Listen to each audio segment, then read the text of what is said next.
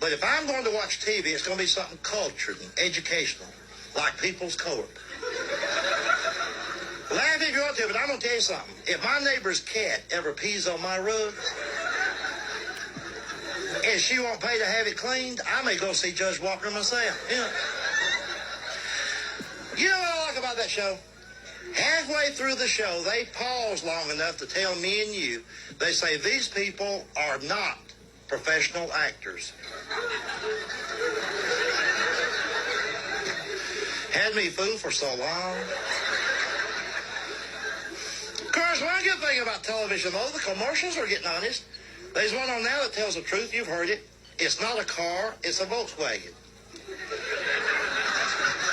Well, it's about time they fessed up on that. And then, of course, they still got the stupid commercials, like the one for X-Lax. We're talking about a laxative now. In the commercial, you've got this grown woman talking to her grown daughter, and they refer to X-Lax as their family's best friend. Wonder where the hell they go for Christmas dinner. The next time that commercial is on, listen carefully to what the man says. He's talking about a laxative. He says, and I quote, "It works while you sleep." Now, I don't want that.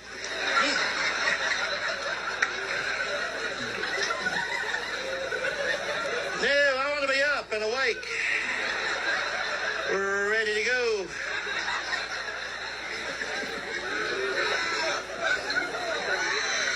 I hope y'all don't puke. Oh, my. You know, let me tell you something. Have you ever met somebody for the first time in your life, and you try to think of a word that best describes them, and no matter how hard you think, you keep coming back to the basic word stupid? This is a real person. His name's John McDonald. He owns a comedy club up in Milwaukee. We were sitting around one night in his office watching television. They had a commercial come on to promote a movie. They said, "Coming soon to a theater near you."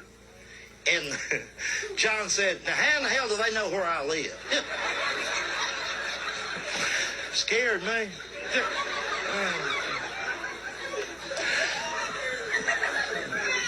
You got to learn to have a good time out there.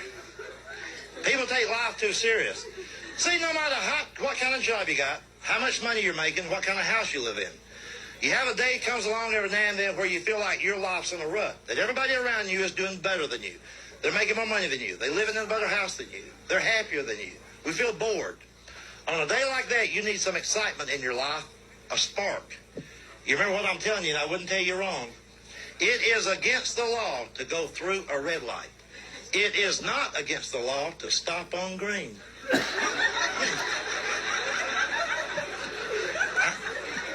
I do that all the time.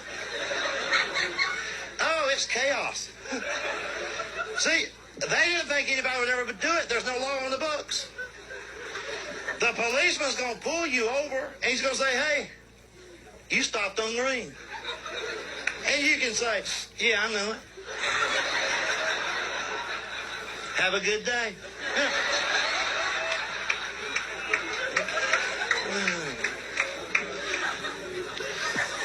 You ever hear somebody say this?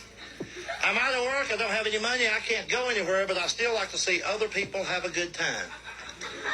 Liars, liars, liars. I'm going to be honest with you. If I'm miserable, I'm going to mess up somebody's life. Here's what you can do. See, if you're not working, all you're doing is watching television.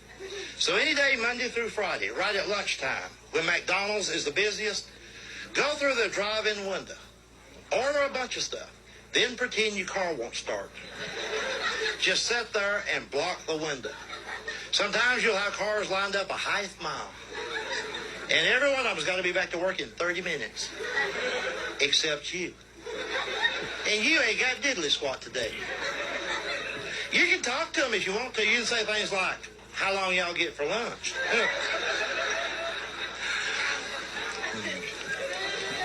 And take these people out of work. They keep filling out job applications. Nobody calls them back. The next time you file a job application, do it for you. Have some fun with it.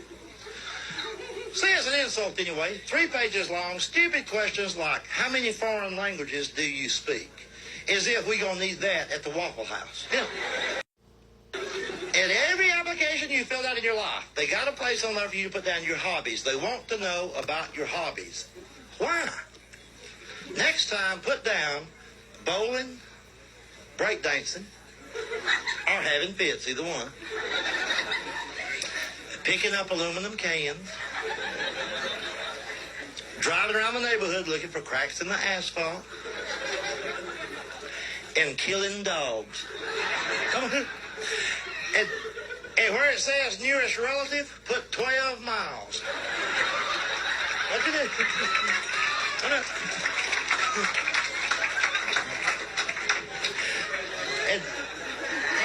And don't just forget about it now. Go back every day and sit in their lobby. Stare at them.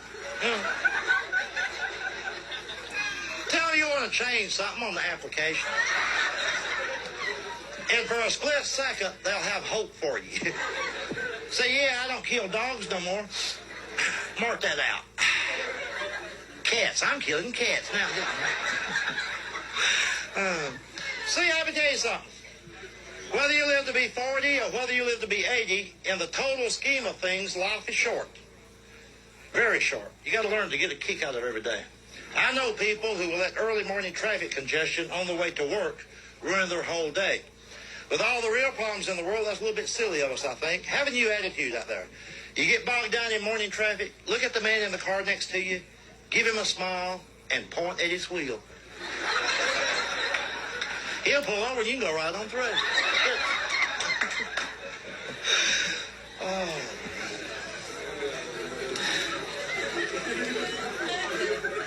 Let me tell you, you meet strange people everywhere. See, when you're on the road, the people who own these comedy clubs, they try to entertain you all the time. And they just want to entertain you. That's nice. They're trying to be nice. But I tell them, I say, I don't want to be entertained. I want to be left alone. We was down in Texas not long ago, and this guy that owned the club, he said, oh, you must go see our zoo. I said, I don't want to. I've seen every zoo from South Carolina to San Diego. I don't want to see another one. He said, you've never seen our zoo.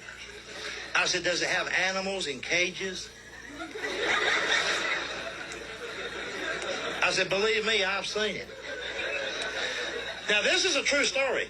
So he takes us to Six Flags over Texas. And they got these big cable cars that go way up, like 1,500, 1,800 feet up in there. It was real hot. They hold about 28 people. It was packed. There's a guy running it. And there's a woman on that cable car with us. She talked a mile a minute. She just talked. She'd never shut up. And it's hot. So way up in this cable car, she had 2 little kids. They had candy on their hand. And they would just had candy on their hand. And they would just come around and touch you. It's all they did. They didn't miss nobody. Walk up to you, grin, and then just touch you. It's like it was their job. I swear to you, they weren't eating candy. There was none in their mouth. There was none on their face. Just on their hands.